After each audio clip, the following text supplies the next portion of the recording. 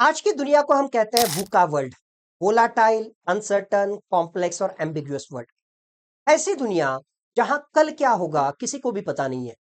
ऐसी दुनिया में आप एक कंपनी कैसे चलाती है? छोड़िए कंपनी, आप 140 करोड़ लोगों के देश में एक ऐसा सिस्टम कैसे बनाते हैं जो कभी भी फेल ना हो? अगर आप चाय वाले को पेटीएम या फोन पे से 10 रुपए का पेमेंट करते हैं, या जब आप अपना फिंगरप्रिंट लगाकर बैंक का काम करते हैं, क्या आप जानते हैं इसके पीछे किसका दिमाग है? वो कोई राजनेता नहीं है, वो कोई आम बिजनेसमैन भी नहीं है।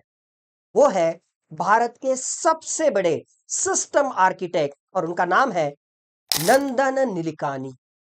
इन्फोसिस के को फाउंडर से लेकर आधार और यूपीआई जैसे डिजिटल पब्लिक इंफ्रास्ट्रक्चर को भारत में खड़ा करने तक उन्होंने साबित कर दिया है कि एक असली लीडर सिर्फ कंपनी नहीं बनाता, वो एक पूरी इकोसिस्टम बनाता है। Welcome to four M power matrix. I am lieutenant colonel doctor Satish Dage with 4 M matrix of military leadership, media clarity, medical ethics and mentoring hundreds of the emerging leaders। आज हम नंदन निलेकानी के फ्रेमवर्क को डिकोड करेंगे और सीखेंगे कि इस वूका वर्ल्ड में एक लीडर को कैसे सोचना चाहिए। शुरुआत करते हैं M1 यानी मिशन से। नंदन निलेकानी का मिशन कभी भी सिर्फ सॉफ्टवेयर बेचना नहीं था, उनका मिशन था कॉम्प्लेक्सिटी को सॉल्व करना। जब उन्होंने नारायण मूर्ति और अन्य साथियों के साथ इन्फोसिस शुरू की, तो उनका फोकस था ग्लोबल कंपनियों की मुश्किल समस्याओं को टेक्नोलॉजी से आसान बनाना। वो एक सिस्टम थिंकर है। वूका वर्ल्ड में सबसे बड़ी प्रॉब्लम होती है जटिलता, कॉम्प्लेक्सिटी। अगर आप एक प्रॉब्लम को छोटे छोटे हिस्सों में तोड़कर एक ऐसा सिस्टम बना दें जो ऑटोमेटिकली काम करे, आप किसी भी अनिश्चितता, किसी भी अनसर्टेनिटी को हरा सकते हैं। उनका M1 हमें सिखाता है कि प्लेटफॉर्म बनाओ, सिर्फ प्रोडक्ट नहीं। प्रोडक्ट पुराना हो सकता है, लेकिन इस तरह का प्लेटफॉर्म पीढ़ियों तक चल सकता है। उनका यही मिशन उन्हें एक प्राइवेट आईटी लीडर से नेशनल प्रॉब्लम सॉल्वर की तरफ ले गया। अब आते हैं उनका दूसरा मजबूत पिलर M2 मैनेजमेंट। 2009 में जब उन्होंने UIDAI यानी आधार का चेयरमैन उनको बनाया गया, तो सोचिए उनके सामने चुनौती कितनी बड़ी थी। 100 करोड़ से भी ज्यादा लोगों का डेटा इकट्ठा करना भारत जैसे देश में, वो भी ऐसे देश में जहां करोड़ों लोगों के पास कोई पहचान पत्र नहीं था, जहां बिजली और इंटरनेट की समस्या भी थी। ये वोलाटिलिटी और कॉम्प्लेक्सिटी का सबसे बड़ा उदाहरण था। एक आम मैनेजर यहां हार मान लेता, लेकिन नंदन निलेकानी जी ने प्राइवेट सेक्टर की इफिशियंसी और पब्लिक सेक्टर के स्केल को एक तरीके से मिला दिया, उसको इंटीग्रेट किया, और उन्होंने दुनिया का सबसे बड़ा बायोमेट्रिक डेटाबेस खड़ा कर दिया। इसके बाद आया यूपीआई, यूनिफाइड पेमेंट इंटरफेस। उन्होंने ऐसा मैनेजमेंट सिस्टम खड़ा किया जिसने बैंक्स, टेलीकॉम कंपनीज और सरकार सबको एक साथ एक ही प्लेटफॉर्म पर ला दिया। इसे कहते हैं असली लीडरशिप। जब आपको अलग अलग ताकतों को एक ही दिशा में मैनेजमेंट करने में या मैनेज करने में सफलता मिलती है, तो वही असली लीडर वहां पे होता है। एक बहुत बड़ी बात है, आप दुनिया का सबसे अच्छा सिस्टम बना सकते हैं, लेकिन अगर आप लोगों को कन्विंस नहीं कर पाए, तो वो सारा सुपर फ्लॉप हो जाएगा। यहां पर काम आता है M3 यानी मैसेजिंग। नंदन निलेकानी जी ने सिर्फ एक टेक जीनियस की तौर पर खुद को प्रोजेक्ट नहीं किया, बल्कि वो एक शानदार कम्युनिकेटर भी है। पॉलिटिशियंस, ब्यूरोक्रेट्स और आम जनता, इन तीनों की भाषा अलग अलग होती है। नंदन निलेकानी जी को इन तीनों को एक ही बात समझानी थी कि आधार भारत जैसे देश के लिए क्यों सबसे जरूरी है। उन्होंने अपनी किताब इमेजिनिंग इंडिया जरूर पढ़नी चाहिए। इमेजिनिंग इंडिया के जरिए अपना विजन पूरे देश के सामने रखा।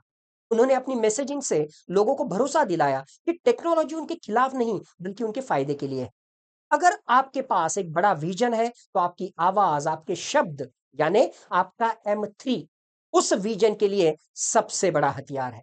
और अंत में आता है एक सच्चे लीडर का अंतिम लक्ष्य, दैट इज M4 मेंटोरशिप।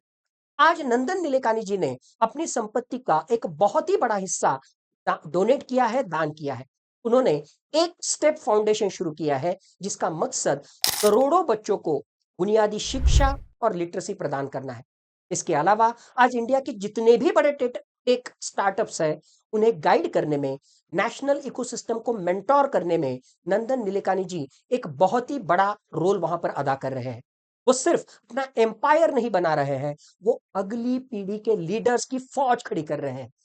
यही एक लीजेंड की असली निशानी।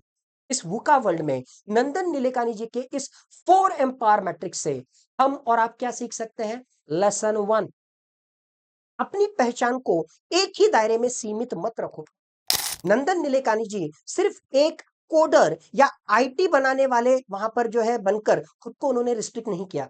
अगर आपके पास मिलिट्री लीडरशिप का अनुशासन है या मेडिकल फील्ड की एक्सपर्टीज है या मैनेजमेंट का दिमाग है, तो अपने उस अनुभव को, इसका ही मतलब M1 को, सिर्फ एक यूनिट या क्लिनिक तक ही उसको रिस्ट्रिक्ट मत रखो। अपने उस डोमेन नॉलेज को सिस्टम थिंकिंग से जोड़कर बड़े स्तर पर कैसे इंपैक्ट लाया जाए, इसके बारे में सोचो और उसके बारे में अमल करो। लेसन नंबर 2 फ्रॉम नंदन नीलेकानी, अपना ज्ञान शेयर करो, अपनी ऑथोरिटी बनाओ। नंदन नीलेकानी जी ने इमेजिनिंग इंडिया जैसी किताब लिखी और अपना विजन दुनिया के सामने रखा। अगर आप भी अपने फील्ड के एक्सपर्ट हैं, तो सिर्फ काम मत करो, अपने विचार लिखो, वहां पर लोगों तक वहां पे पहुंचाओ, अपनी किताबें पब्लिश करो, अपने फोरम्स जैसे कि हमारा भी मेंटोर्स फोरम है, उसके जरिए लोगों तक पहुंचो। आपका M3 ही आपके विजन को स्केल करेगा। लेसन नंबर 3, एम्पायर नहीं, इकोसिस्टम बनाओ। सिर्फ ऐसे प्रोजेक्ट्स मत बनाओ जो आपके जाने के बाद खत्म हो जाए। यूपीआई और आधार नंदन नीलेकानी जी के बिना भी चल रहे हैं। अपनी मेंटोरशिप और लीडरशिप में ऐसे सिस्टम और ऐसी टीम्स खड़ी आप करो जो आपके बिना भी बेहतर परफॉर्म कर सके। दुनिया कितनी भी अनसर्टन हो जाए, अगर आपके पास एक मजबूत मिशन, बेहतरीन मैनेजमेंट और क्लियर मैसेजिंग और मेंटोरशिप का जज्बा है, इसका ही मतलब आपके पास 4M का पार मैट्रिक्स है। आप किसी भी वुका वर्ल्ड में जीत सकते हैं। आज के इस 4M लीडरशिप मास्टर क्लास में बस इतना ही। अगर आपको ये एनालिसिस पावरफुल लगा तो वीडियो को लाइक करो, channel military mentor doctor Satish को सब्सक्राइब करो और कमेंट्स में बताओ कि आप अपनी फील्ड में अपना इकोसिस्टम कैसे बनाने वाले हैं। मिलते हैं अगले रोल मॉडल के साथ। तब तक धन्यवाद। जय हिंद।